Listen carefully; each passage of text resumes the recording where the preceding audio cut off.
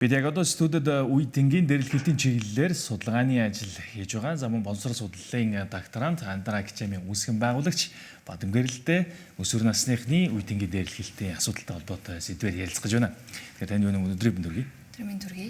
За тэгэхээр сүүлийн үед бас Монгол улсад үүсэж байгаа нөхцөл байдлын хувьд бол яалтчгүй үе тэнгийн дарамттай дээрэлхэлт гэдэг энэ асуудал бол өөрөө ирэхгүй нийгмийн анхаарлын төвд бол 109-оор бас орж байгаа. Тэгэхээр хоёулаа бас яриагаа юуны өмнө үе тэнгийн дарамт дээрэлхэлт гэж ярих одоо нэрших нь зөв үү? Эсвэл энэ дотор бас арай өөр нэршил байна уу? Ер нь таны одоо докторийн судалгааны ажил бас энэ чиглэл дээр нэлээд онцолж явж байгаа шүү дээ. Тэгэхээр энэ талаар бас ярилцъя. За маш тодорхой болгох шаардлагатай хэсэг байна. Тэгэхээр үе тэнгийн дээрлэхэлт гэж ихэвчлэн олон улсын стандартын дагуу нэрших шаардлагатай байгаа. За гэвч одоо өсвөр насны хүүхдүүдийг илүү онцгойлох гэж байгаа бол буюу 12-оос 18 насны тэр өсвөр үеийнхнийг онцолж байгаа бол өсвөр үеийн дээрлэхэлт гэдэг байдлаар томьёолох боломжтой. Тэгэхээр өсвөр үеийн дээрлэхэлт буюу дарамт гэдэг хэсгийг хасах хэрэгтэй болно гэсэн үг. Тэгэхээр одоо нөгөө дарамт гэдэг маань дахиад өөр төрлийн хэмжүүрт шилжиж байгаа. Тэгэхээр одоо Монголд байгаад байгаа буюу одоо бидний сүүлийн үед энэ мэдээллээр хараад мэдээллийн суугуудаар хараад байгаа хүүхдүүдийн хооронд болоод байгаа асуудлууд өөрөө олон улсын томьёололоор бол үе тэнгийн дээрлэхэлт гэдэг утгаар авч үзэх боломжтой. Мөн ахаад өсвөр үеийн дээрлэхэлт гэсэн байдлаар тухайн хүүхдүүдийн буюу 12-оос 18 настай хүүхдүүдийг илүү онцлох бас боломжтой байдлаар томьёолдог. Тэгэхээр таны хувьд бол бас Андра Акчам өөр 10 гаруй жилийн түүхтэй юм байгуулга. Нөгөөдгөр өсвөр үеийнхэнтэй илүү бас нягт тулж ажилладаг боловсролын байгууллага шүү дээ. Тэгэхээр ер нь одоо яг энэ судалгааны чиглэл дээрээс ингээд аваад үзэхэд яг энэ өсвөр үеийнхний дарамт дээрлэхэлтийн асуудлын гол үндсэн учир шалтгаан юунаас илүүтэй болж гарч ирж байгаа.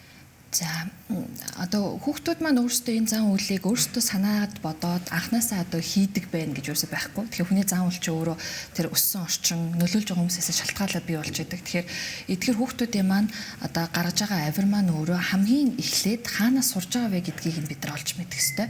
Хүүхд би одоо төрөөд бий болоод альва нэг үйлдэлийг сурахтаа хинээс хамгийн түрүүнд сурдаг вэ гэдэг асуултыг бид нар асуух хэрэгтэй. Тэгэхээр энэ бол ерөөсөө хамгийн түрүүнд гэр бүл буюу эцэг гэх гэр бүлийн орчин буюу тэр тухайн хүүхдийг өсгөн хүмүүжүүлж байгаа хажууд нь нөлөөлж байгаа тэр дотн тийм гэр бүлийн орчин хамгийн чухал гэсэн үг. Тэр хүмүүс нь хамгийн чухал нөлөөтэй.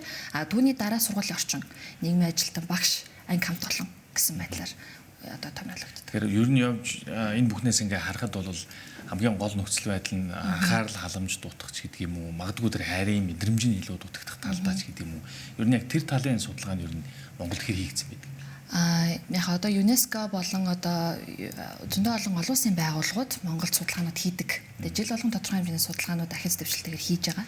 Тэгээ эн чинь өөрөө нөгөө хүүхдийн одоо төлөвшөл гэдэг чинь өөрөө цаг хугацаа насаар нь ингээд өөр зан авир үзүүлж байгаа учраас ингэ тавтамжтайгаар буюу урт хугацааны үйлдэл хөтөлбөр хэрэгжүүлэхгүй бол энэ зан үйлээс шалтгаалж байгаа гэр бүлийн хүмүүжлээс шалтгаалж байгаа үйлдэл учраас бид нар таслан зогсох бол боломжгүй болчиход байгаа. Тэгэхээр энэ үйлдэлийг хэрхэн бууруулах вэ гэдэгт илүү анхаарал хандуулахын тулд гэр бүл, сургуулийн орчин, тухайн хүүхэд гэсэн 3 үндсэн субъект нь хамтарч ажиллах шаардлагатай болдог гэсэн үг.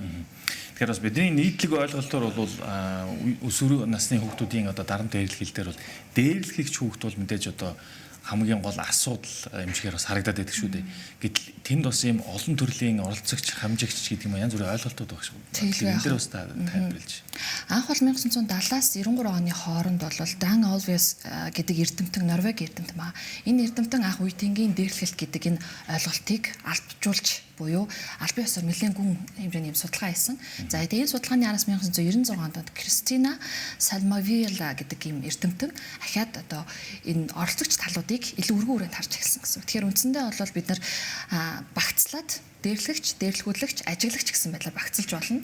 Харин задлах юм бол одоо дээрлэгч, туслагч, ажиглагч, за тэгээд нөө дээрлэхүүлэгч, хамгаалагч гэх мэтчлэн ахаад 6 ийм оролцогч тал байгаа гэдгийг бас харж байна. Тэгэхээр ер нь одоо яг Монголд үүсэж байгаа кейсүүдийг харахаар бас нэлээдгүй тийм сэтгэлгэн гэмээр хэмжээнд хүрсэн ийм нөхцөл байдал ажиглагдаад байгаа. Тэгэхээр одоо яг энэ тал дээр бол жишээ нь цагдаагийн ерхий газраас бас хүүхдийг гэмт хэрэгээс урьдчилан сэргийлэх газар жишээлбэл тухайн аян хэрэгжүүлж байгаа ч гэдэг юм. Сүүлийн үед бас нэлээд ингээ public awareness авч байгаа шиг байна. Тэгэхээр таны хувьд бас яг боловсрол судлалын чиглэлээр одоо эрдмийн зэрэг хийж байгаа хүний хувьд ер нь судалгааны үднээс ингээ харах шийдэл тал дээр ер нь юуг санал болгох хэрэгтэй. Яг зөв. Тэгэхээр шийдэл дээр бидний ажилтгүй, анзаардаггүй буюу нэг анхаарахгүй байгаа, орхиод байгаа хэсэг маань юм урт хугацааны дахин давтагддаг юм хөтөлбөр буюу энэ хөтөлбөр маань өөрөө ингээд нэг төслийн ажил болоод тухайн хугацаанд хэрэгжижээд дуусаад байгаа. Тухайн хугацаанд хэрэгжээд дуусаад байна гэдэг бол ахаад бид нар нэг хэсэг бүлэг цаг хугацааг алдаад байгаа гэсэн үг байхгүй. Тэгэхээр энэ ингээд тасралтгүй үргэлжлэх процесс байдлаар үргэлжилж бид нар хүүхдийн зан төлөвт өөрчлөлт гаргах боломжтой. Тэгэхээр одоо энэ дээр хамгийн сайн одоо хөтөлбөр хэрэгжүүлсэн улсуудыг бид нар сонсолж болно. Тэгэхээр яг судалгаан дээр бол Финландийн хөтөлбөрийг Kiva гэж хөтөлбөр байгаа. Тэгээд тэр хөтөлбөрийн одоо үндсэн шин чанар өөрөө хүүхдийг эмпати чадварт сургах буюу бусдын оронд өөрийгөө тавьж чаддаг чадварт сургаад ахаад харилцаа суурьтайгаар аливаа асуудлыг шийдлийг гаргах тэр одоо зан чанар руу тэр үйлдэл рүү нөлөө уриалсан байдаг. Тэгэхээр тэр маань одоо Монголын нөхцөл ч гэсэн тодорхой хэмжээнд үлгэр авч одоо жишээ болгож хийх боломжтой гэсэн үг. Тэгэхээр ер нь яг суур утгаар ингээд аваад үзэхээр мэдээж энэ өсвөр насныхны хувьд бол бас хүн болж төлөвшөж байгаа цаг хугацааны үе шатлаас авахд маш чухал үе шат шүү дээ. Тэгэхээр энэ дарамт дээрлэхэлт гэдэг маань мэдээж нөгөө талдаа сэтгэл зүйчдийн тодорхойлж байгаа сэтгэл зүйн бас нэлээд том гэмтлийг үүсгдэг өгдөг гэж байгаа. Тэгэхээр энэ маань өөрөө явсаар угаад мэдээж бас хувь заяанд нүртэл нөлөөлөх юм том хэмжээний асуудал юм аа гэсэн. Ийм зүйл байгаа. Тэгэхээр ер нь таны хувьд бас яг энэ олон жилийн хугацаанд яг энэ өсвөр насны хүүхдүүдтэй илүү ойр ажиллаж байгаа хүний хувьд ер нь анзаарч харахад бидний одоо нийтлэг яг энэ тал дээр гаргаж байгаа алдаа гэх юм уу? Юу байгаа вэ? Одоо хүмүүс ингээд бид нар аль болох хүүхдүүдийгээ зааван сурах ёстой, ингээд одоо юу гэдгийг сайн дүн авах ёстой ч гэх юм уу гэдэг зүйлийг маш их шаарддаг бол яг үнэндээ нөгөө талаас нь харахад тухайн хүүхэд өөртөө хэр ихтэй вэ? Өөрийгөө яаж илэрхийлж чадж гин вэ? Өөрийгөө хэр хэмжээнд үнэлж гин вэ гэдэг нь өөрөө бүлэд өртөх эрсдлээс бас хамгаалах нөхцөл болж байгаа. Тэгэхээр яг энэ судалгааны ажиллаараа бас яг энэ харилцан хамаарлыг тодорхой гаргаж ирсэн. Тэгээд 1123 хүүхдээс авсан судалгаагаар бол яг энэ дарамт дээрлэхэлтийн үйл явц өөрөө дээрлэхэлт маань одоо өөрийгөө үнэлэх үнэлэмжтэй харилцан одоо маш одоо том сөрөг хамааралтай байгаа. Тэгэхээр энэ маань эргээд хүүхдүүд өөрийгөө үнэлэх үнэлэмж нь өсөх тусам буюу өөртөө ихтэй болох тусам бүлийгээс өөрийгөө хамгаалах одоо юм чадамжтай болно. Бүлийд өртөх тусам өөрийгөө үнэлэх үнэлэмж нь буурна гэдэг ийм харилцан хамаарал гарч ирж байгааг болсон нотолсон байгаа судалгаагаараа. Тэгэхээр биднээс байгаа мэдээлэл 2025 онд тухайлбал гинтл соёг судлалын үндэсний төв дээр бол бараг 1400 гаруй хүүхдийн хандсан яаралтай тусламжид хандсан одоо тэр хэсэг бол зөвхөн бас яг энэ үе тэнгийн болон үйл таних хүмүүст бас юм дарамт дээрлэхэлтээс үүдэлтэй байсан гэсэн юм мэдээллүүд бас байгаа. Тэгэхээр энэ бол өөрөө бас ноцтой анхаарал хандуулах ёстой бас тоо байгаа шүү дээ. Нөгөө талдаа одоо яг таны зүгээс ингээ харахад ер нь одоо энэ судалгааны хийж байгаа ажил маань яг боловсролын салбарт тэр тусмаа одоо 10 жилийн болоо дунд сургуулийн бүрэн дунд боловсролын програмд ер нь суух боломжтой юу? Энэ тал дээр бид нар ямар арга хэмжээ авах ёстой? Одоо боловсролын байгууллагын багш судлаачид эрдэмтэд маань яг энэ талын судалгаануудыг бас хийсээр байгаа. Гэхдээ илүү сэтгэл зүйн чиглэлүүгээ илүү одоо судалгаанууд илүү их байдаг. Тэгэхээр боловсрол судлал талаасаа буюу хөтөлбөрийг санал болгох, хөтөлбөрийг одоо тухайн сургуулийн хэмжээнд нь одоо байнгын хэрэгжүүлэх боломжтой тэр хөтөлбөрүүдийг судлаад ахаад хэрэгжиж туршиж үзээд тэгээд ингээд санал болгох төвшөнд нь бас судалгаанууд нэлээд дутууд болмог байгаа харагдаж байгаа. Тэгэхээр энэ дээр нэлээд олон судлаачид хамтарч нэгдэж бас ажиллаж чадах юм бол хүүхдүүдийг ирээдүйд хийх эрсдэлтэй сонголтоос нь бид нар хамгаалах бас бүрэн боломжтой. Тэгээ ер нь хүүхдүүдийг хамгаалах чинь томчуудын үүрэг болчиход байгаа. Тэгэхээр томчууд бидний гол үүрэг бол буюу ялангуяа эцэгчүүдийн үүрэг нь өөрөө хүүхдийгээ ямар одоо зан ааштай байгаа, ямар хүүхдүүдэд нийлж байгаа, өөрийгөө яг ямар хэмжээнд үнэлж дүгнэж чинь өөртөө ихтэй байгаа мó үгүй мó.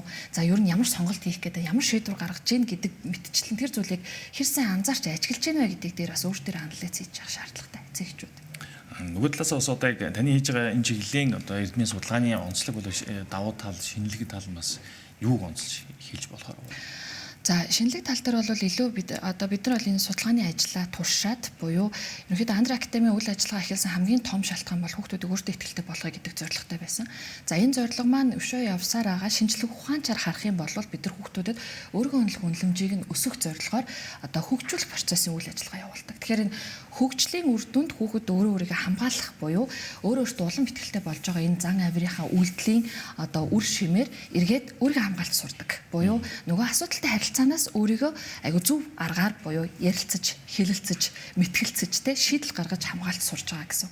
Тэгэхээр эдгээр хэлбэрүүд маань өөрөө эргээд хүүхдийн насан туршийнхаа амьдралд ч гэсэн харилцааны хандлагын хувьд, эмпати чадрын хувьд маш одоо эерэг үр дүн гарах бас юм боломжтой. Тэгэхээр хөтөлбөр суурьтайгаар бид нар байнгын одоо юм эрх холбоотой үйл ажиллагаа явуулах нь маш чухал болж байгаа юм. Тэгэхээр бидний ярилцлагын төгсгөлд бас асуухад Ер нь одоо яг таны зүгээс мэрэгжлийн эксперт яг судалгааны чиглэлээр нь одоо мэрэгжиж байгаа эрдмийн зэрэг хамгаалж байгаа хүний хувьд яг энэ чиглэл дээр бид заашгүй энэ тэргуунд яг энэ цаг хугацаанд авч хэрэгжүүлэх шаардлагатай одоо тухайлбал өсвөр насны дарамт дээрлэлт гэдгийг бууруулахад магадгүй чиглэх ёстой 3 чухал арга хэмжээний яралтай гэвэл юу тодорхойлох.